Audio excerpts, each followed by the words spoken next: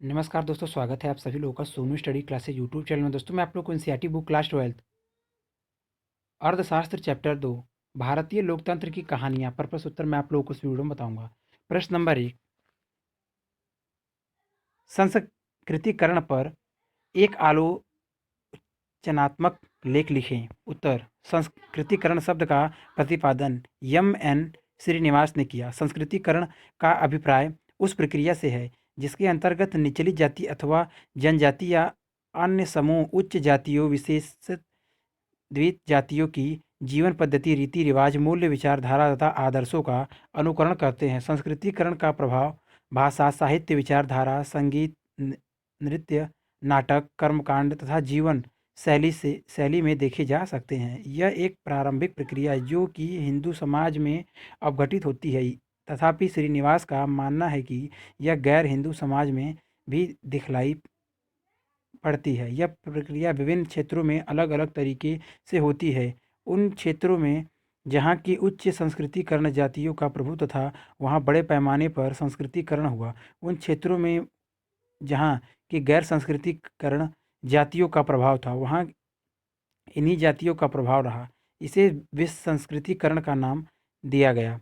श्रीनिवास का मानना है कि किसी भी समूह का संस्कृतिकरण उसकी व्यवस्था को जातियों के अधिक्रम में उसे उच्च श्रेणी की तरफ ले जाता है।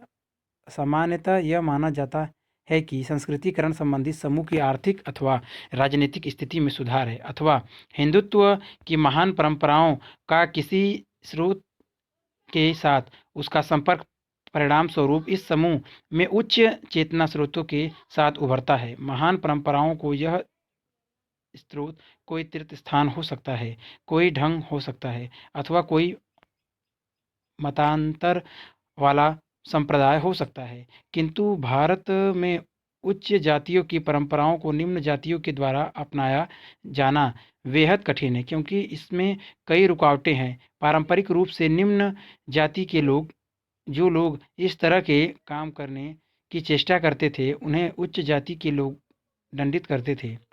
संस्कृतिकरण एक ऐसी प्रक्रिया है जिसके अंतर्गत व्यक्ति संस्कृति दृष्टि से प्रतिष्ठित समूहों के रीति रिवाज तथा नामों का अनुसरण कर अपनी परिस्थिति को उच्च बनाते हैं। संदर्भ प्रारूप सामान्यतः आर्थिक रूप से बेहतर होता है। दोनों ही परिस्थितियों में जब व्यक्ति धनवान हो जाता है तो प्रतिष्ठित समूहों के द्वारा उसे स्वीकार किया जाता है। संस्कृतिकरण की आलोचना इस बात की आलोचना की जाती है कि इसमें सामाजिक गतिशीलता निम्न जाति का सामाजिक स्तरीकरण में ऊर्ध्वगामी परिवर्तन कराती है। अतिशयोक्तिपूर्ण है। इस प्रक्रिया से कोई संरचनात्मक परिवर्तन न होकर केवल कुछ व्यक्तियों की स्थिति में परिवर्तन होता है। कुछ व्यक्ति असमानता पर आधारित सामाजिक संरचना में अपनी स्थिति में तो सुधार कर लेते हैं, लेकिन इससे समाज में व्याप्त असमानता कम नहीं होती। इस अवधारणा की विचारधारा में उच्च जाति की जीवन शैली उच्च तथा निम्न जाति की जीवन शैली निम्न है। अतः उच्च जाति के लोगों की जीवन शैली का अनुकरण करने की इच्छा को वांछनीय तथा प्राकृतिक मान लिया गया है। संस्कृतिकरण की अवधारणा असमानता तथा अपवर्जन पर आधारित प्रारूप को सही ठहराती है। यह पवित्रता तथा अपवित्रता के जातिगत पक्षों को उपयुक्त मानती है। इसलिए ऐसा प्रतीत होता है कि उच्च जाति के द्वारा निम्न जाति के प्रति भेदभाव एक प्रकार का विशेषाधिकार है। इससे पता चलता है कि असमानता की विचारधारी हमारे जीवन में कितना प्रवेश कर गई है। समानता वाले समाज की आकांक्षा के बजाय वर्जित समाज एवं भेदभाव को अपने तरीके से अर्थ देकर बहिष्कृत स्तरों को स्थापित किया गया। इससे एक अलोकतांत्रिक समाज का गठन हुआ। संस्कृतिकरण के कारण उच्च जाति के अनुष्ठानों, रीति रिवाजों की स्वीकृति मिलने के कारण लड़कियों तथा महिलाओं को असमानता की सीढ़ी से सबसे नीचे धकेल दिया गया तथा कन्या मूल्य के स्थान पर दहेज प्रथा और अन्य समूहों के साथ जातिगत भेदभाव बढ़ गया। संस्कृतिकरण में दलित संस्कृति तथा दलित समाज के मूलभूत पक्षों को भी पिछड़ापन मान लिया जाता है। उदाहरण के तौर पर निम्न जाति के लोगों के द्वारा किए गए श्रम को निम्न अथवा शर्मनाक माना जाता है। निम्न जाति से जुड़े सभी कार्यों जैसे शिल्प, तकनीकी योग्यता आदि को गैर उपयोगी मान लिया जाता है। प्रश्न नंबर 2, पश्चिमीकरण का साधारण मतलब होता है पश्चिमी पोशाकों तथा जीवन शैली को अनुकरण। क्या पश्चिमीकरण के दूसरे पक्ष भी हैं? क्या पश्चिमीकरण का मतलब आधुनिकीकरण है? चर्चा करें।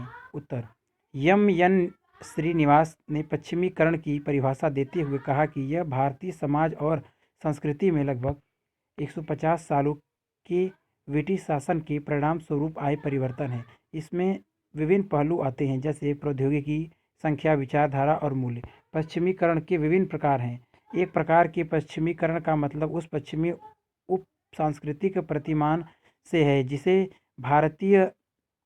भारतीयों के उस छोटे समूह ने अपनाया जो पहली बार पश्चिमी संस्कृति के संपर्क में आए हैं। इसमें भारतीय बुद्धिजीवियों की उप संस्कृति भी शामिल थी। उन्होंने न केवल पश्चिमी प्रतिमान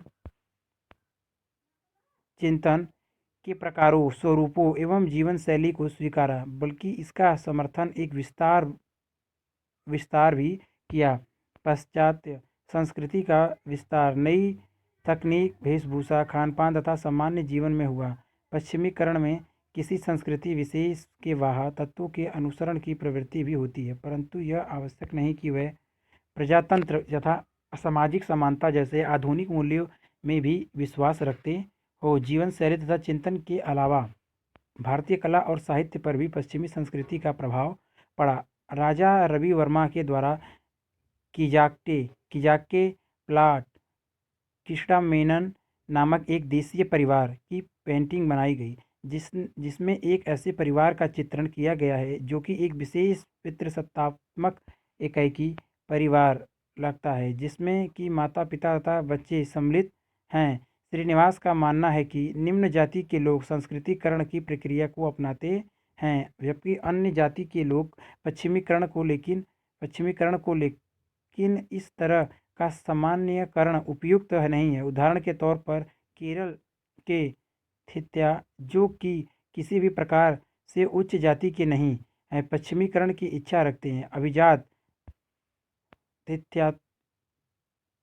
थियाओं ने तो ब्रिटिश संस्कृति को स्वीकार किया तथा एक ऐसी विश्वजनीन जीवन शैली की आकांक्षा थी जो जाति व्यवस्था की आलोचना करती है। पश्चिमी शिक्षा ने विभिन्न समूहों के लोगों के बीच नए अवसर के द्वार खोले। आधुनिकता से तात्पर्य यह है कि उससे सीमित संकीर्ण स्थानीय दृष्टिकोण, सार्वभौमिक प्रतिस्पर्धा और विश्वजनीन दृष्टिकोण की समक्ष अप्रभावी हो जाते हैं। इसमें उपयोगिता, गणना और विज्ञान की सत्यता को भावुकता, धार्मिक पवित्रता और अवैज्ञानिक तत्वों के स्थान पर महत्व दिया जाता है। इसके प्रभाव में सामाजिक तथा राजनीतिक स्तर पर व्यक्ति को प्राथमिकता दी जाती है न कि समूह को। इसके मूल्यों के मुताबिक मनुष्य ऐसे संगठन में रहते और काम करते हैं जिसका चयन जन्म के आधार पर नहीं बल्कि इच्छा के आधार पर होता है। इसमें भाग्यवादी प्रकृति के ऊपर ज्ञान तथा नियंत्रण क्षमता को प्राथमिकता दी जाती है और यही मनुष्य को उसके भौतिक तथा मानवीय पर्यावरण से जोड़ता है। इसमें अपनी पहचान को चुनकर अर्जित किया जाता है न कि जन्म के आधार पर। इसमें कार्य को परिवार, ग्रह और समुदाय से अलग कर नौकरशाही संगठन में शामिल किया जाता है। यह कहना आराम है कि इस प्रकार की जटिल संरचना केवल परंपरा तथा आधुनिकता का मिश्रण है। परंपरा और आधुनिक एक निर्धारित तत्व है। यह भी कहना भ्रांतिपूर्ण है कि भारत केवल एक ही तरह की परंपराओं का समुच्चय था अथवा है। आधुनिकता तथा परंपरा हमेशा परिवर्तित तथा पुनः परिभाषित होती रहती है। प्रश्न नंबर 3, लघु निबंध लिखें। संस्कार और धर्मनिरपेक्षीकरण, जातीय और धर्मनिरपेक्षीकरण। लिंग और संस्कृतिकरण। उत्तर, सरकार को धर्मनिरपेक्षीकरण। इसका तात्पर्य सामान्य धर्म के प्रभाव में कमी के रूप में होता है। निरपेक्षीकरण के सूचनाओं में मनुष्य का धार्मिक संगठनों से संबंध, जैसे चर्च में उसकी उपस्थिति, धार्मिक स्थानों संस्थाओं का सामाजिक तथा भौतिक प्रभाव और लोगों के धर्म में विश्वास करने की सीमा। लेकिन यह मान्यता है कि आधुनिक समाज उत्तरोत्तर धर्मनिरपेक्ष हो रहा है, यह भी सही नहीं। भारत में किए जाने वाले कुछ अनुष्ठानों में धर्मनिरपेक्षीकृत प्रभाव भी रहा है। अनुष्ठानों में धर्मनिरपेक्षता के कई आयाम होते हैं। वह पुरुषों तथा महिलाओं को अपने मित्रों तथा बड़े लोगों से घुलने मिलने का अवसर प्रदान करते हैं। वह परिवार की संपत्ति, कपड़े और आभूषण को प्रदर्शित करने का भी अवसर प्रदान करते हैं। पिछले कुछ दशकों के अनुष्ठानों के आर्थिक, राजनीतिक और परिस्थिति आयामी पक्ष ज़्यादा उभर कर सामने आए हैं। जाति और धर्मनिरपेक्षीकरण परंपरागत रूप से भारत की जाति व्यवस्था धार्मिक दायरे में क्रियाशील थी। पवित्र अपवित्र से संबंधित विश्वास व्यवस्था इस क्रियाशीलता का केंद्र थी। भारत में जाति संगठनों और जातिगत राजनीतिक दलों का उदय हुआ। वे राज्यों पर दबाव कायम करते हैं। जाति की इस बदलती हुई भूमिका को जाति का धर्मनिरपेक्षीकरण कहा गया है। भारत की पारंपरिक सामाजिक व्यवस्था जातिगत संरचना तथा जातिगत पहचान के रूप में संगठित थी। जाति और राजनीति के संबंध की व्याख्या करते हुए आधुनिकता के सिद्धांतों से बना नजरिया एक प्रकार के भय से ग्रसित होता है।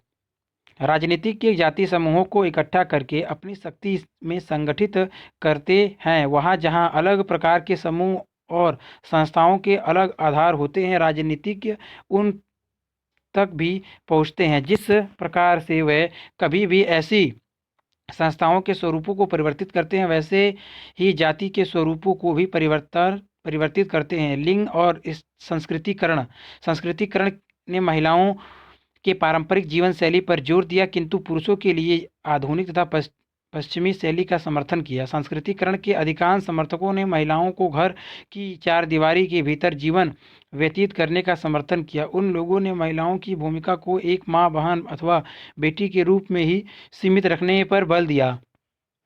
वह महिलाओं से माता पिता की इच्छा के मुताबिक पारंपरिक रूप से ही शादी ब्याह करने की अपेक्षा रखते थे। कुमुद पावड़े ने एक छात्र के रूप में विभिन्न साहित्यों के माध्यम से यह जाना कि इसमें महिलाओं तथा दलितों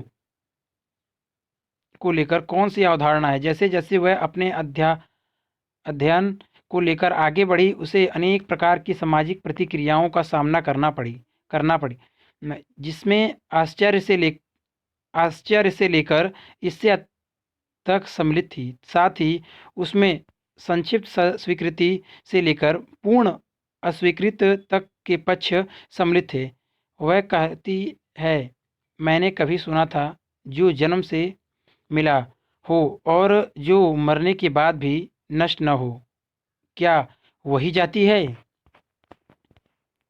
अगर वीडियो अच्छी लगी तो वीडियो को लाइक करें, शेयर करें, कमेंट करें और नेक्स्ट वीडियो के लिए चैनल को सब्सक्राइब जरूर करें। Thank you for watching.